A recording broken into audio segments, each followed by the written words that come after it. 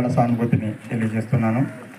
మచ్చా నాగయ్య గారి సంస్మరణ సభకి హాజరైన ప్రతి ఒక్కరికి సిపిఎంఎల్ న్యూ డెమోక్రసీ ఉమ్మడి తూర్పుగోదావరి జిల్లా కమిటీ తరఫున అభినందనలు తెలియజేస్తూ, మిత్రులారా, మచ్చా నాగయ్య విప్లవ రాజకీయాలు కలిగి ఉన్నాడు.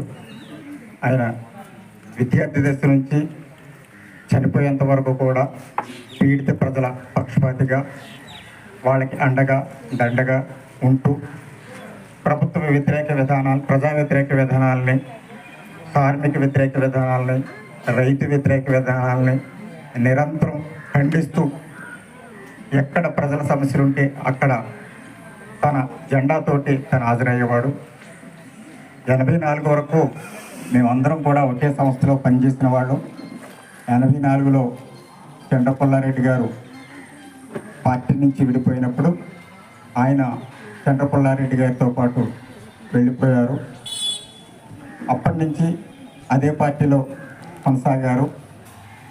చంద్రపుల్లారెడ్డి గారి పార్టీ నుంచి తర్వాత అనేక చేలికలు జరిగినప్పుడు కూడా నావి పుల్లారెడ్డి గారి రాజకీయాలు, నాది సాయుధ పోరాట రాజకీయాలు, నాది ప్రతిఘటన పోరాట రాజకీయాలు అని అంటూ ఆయన కొనసాగారు. ఆయన చనిపోయే నాటికి ఆయన కొనసాగిన రాజకీయాలు నిర్మాణం లేకపోవడం అనేది ఒక దురదృష్టకరం. ఏ స్థాయిలో కూడా నిర్మాణం లేదు. సోమాచారి గారు బ్రతికున్నంతకాలం కూడా ఆయన కాకినాడ టు సామర్లకోట ప్రయాణం చేస్తూ వాళ్ళిద్దరూ కూడా కలిసి ఉమ్మడిగా అనేక ప్రజా ఉద్యమాలకి నాయకత్వం అందించారు.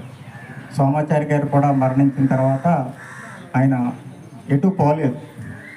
మేము అనేక సందర్భాల్లో మాతో పాటు కలిసి పనిచేసినప్పుడు మనం అందరం కూడా కలవాలి, విప్లవ రాజకీయాలు కలిగిన వాళ్ళందరూ కూడా ప్రజల కోసం పనిచేసే వాళ్ళందరూ కూడా ఐక్యం కావాలని చెప్పేసి చెప్తున్నప్పుడు కూడా మీ పందా వేరు మా పందా వేరు అని మాట్లాడేవాడు. ఏదైనా విప్లవ పందయ్యే, మనం కలిసి పనిచేయాలని చెప్పేసి, మీరు ఏదో ఒక నిర్మాణంలో కొనసాగండి అని చెప్పేసి మనస్ఫూర్తిగా ఆయన్ని ఆహ్వానించినప్పుడు కూడా ఏ నిర్మాణంలోకి వెళ్ళలేదు.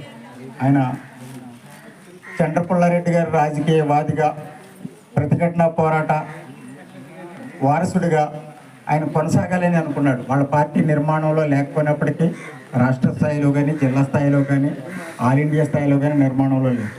అంటే పుల్లారెడ్డి గారు అనంతరం రాధక్క నాయకత్వంలో ఈయన కొనసాగేవాడు. ఆ తర్వాత వినోద్ గారు, చాలామంది అమరులయ్యారు.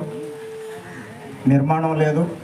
అయినప్పుడు కూడా నేను విప్లవ రాజకీయాలు కలిగి ఉంటాను, ప్రజల కోసం పనిచేస్తాను, ప్రజల సమస్యలు ఎక్కడున్నప్పుడు కూడా నా గొంతుతో నినదిస్తాను, వారి కోసం నేను జీవితాంతం కృషి చేస్తానని చెప్పేసి ఉన్నారు.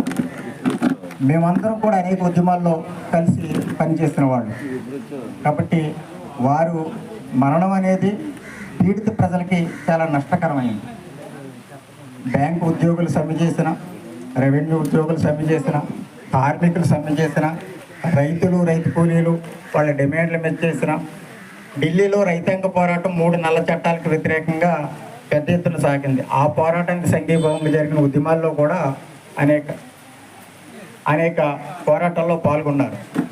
ఇక్కడి నుంచి ఢిల్లీ కూడా వెళ్ళి కరోనా టైం అంటే ఢిల్లీ రైతాంగ పోరాటం అనేది మన దేశ ప్రజలకు ఒక స్ఫూర్తిదాయకమైన పోరాటం. 3 నల్ల చట్టాలు పార్లమెంట్ ఆమోదించింది. పార్లమెంట్ ఆమోదించిన చట్టాలకు వ్యతిరేకంగా ఉద్యమించడం అంటే ఒకసారి పార్లమెంట్ చేసేసింది, మళ్ళీ ఇది రద్దవుతాయా, అది సాధ్యం కాదు అని అనుకున్నారు. కానీ రైతాంగం ఢిల్లీ సరిహద్దుల్లో సంవత్సర కాలం పాటు ఉన్నారు. బారికేడ్లు దాటుకుంటూ, బాసుపాయలను ఎదిరించి, ముళ్ళ కంచెలు దాటుకుంటూ, ప్రభుత్వ నిర్బంధాన్ని వ్యతిరేకిస్తూ, ప్రభుత్వ నిర్బంధాన్ని సవిచూస్తూ, కరెంట్ ఇవ్వకపోయినా, నీళ్ళు ఇవ్వకపోయినా, ఇంటర్నెట్ బంద్ చేసిన ఆ రైతాంగం దాదాపు భారతదేశ రైతాంగం మోడీ మెడలు